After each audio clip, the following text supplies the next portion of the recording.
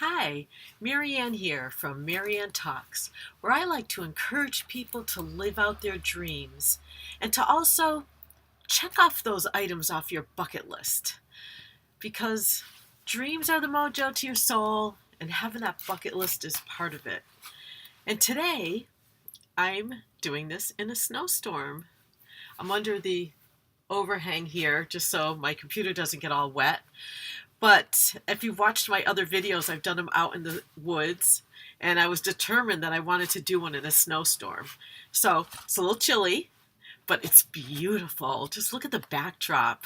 It's so awesome. I love this, and it's a light snow, so it's going to be easy to shovel. I'm also doing it because, as you know, I've partnered with a woman named Dada in Haiti, and we have an orphanage. And those children have never seen snow. It's beautiful there. It's warm, sometimes a little too hot, but they've never seen snow or anything close to it. So I thought when they get a little internet access, maybe they can watch this and they can see what a snowstorm looks like. And that will expand their understanding of the world, how things are different, and just give their mind a little something different to learn and think about. And that kind of leads me to what I want to talk about today, our brains. Our brains are fascinating organs, I guess you call them, that learn and grow and absorb so much in our early life. But research had shown that in our 20s, our brains stop growing.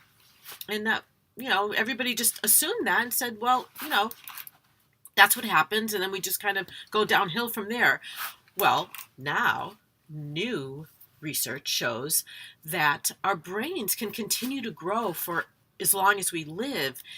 We just have to learn new things. That's what causes our brains to work. And I'm going to very simplify a very complicated process, but our brains are protect themselves. So they want to learn how to do something, make it a habit, and then so that you just kind of do it by rote, I guess you'd call it. So say brushing our teeth, getting ready for work, driving to work on that same path every day, or just cooking. We don't have to learn how to do those things new all the time. We don't have to learn how to brush our teeth each time we brush our teeth. Or we don't have to learn how to turn on the stove every time we cook. Or figure out how to get to work every time we're driving. It's just habit.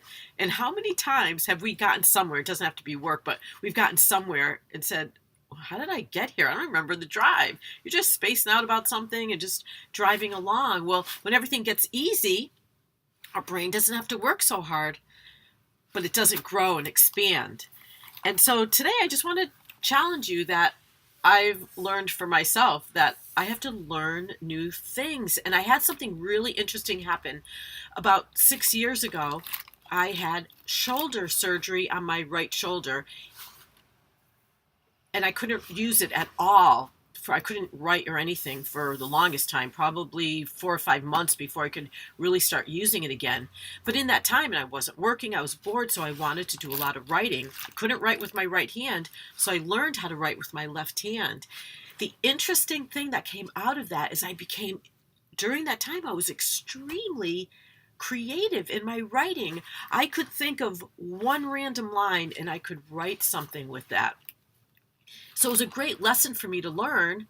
But what happened when I went back to work and started using my right arm, I stopped doing that.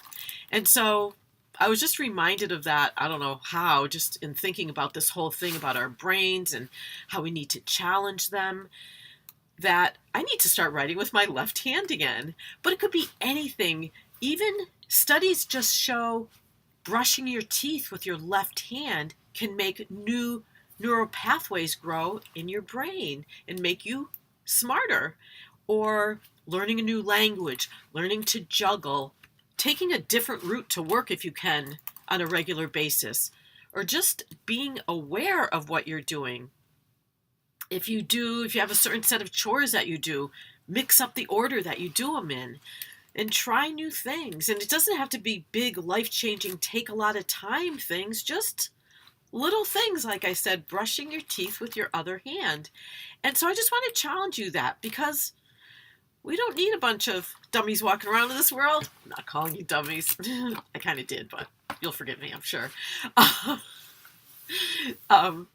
That we just let's expand our brains and let's see what comes out of it. There might be some little hidden talent or hidden desire that's buried under just that regular mundane going through your habits every day. Try that new thing and you're going to find out that you're good at it, or you're going to learn a new hobby that you never knew that you were good at. So that's kind of like my challenge today, that you think of something to do, even if it's brushing your teeth with your other hand, which I tried doing, but then I do it for a while with my left hand. But then I go over it with my right to make sure my teeth are clean enough, because it's kind of hard to do it with my left hand. But at least I'm trying. And so I hope that you try something new. And for my orphanage, I started a Facebook page called Organic Change for Haiti. So I'm going to encourage you to go on that, just to follow, just see what's going on, offer encouragement, donate, do whatever, and just become part of the community that's going to be changing lives, that is changing lives. So enjoy your day. I'm going to get ready to start shoveling this mess. I don't know if you can hear a plow is going by. It's going to dump a bunch of snow at the end of my driveway. But anyway, till next time, be well and try something new.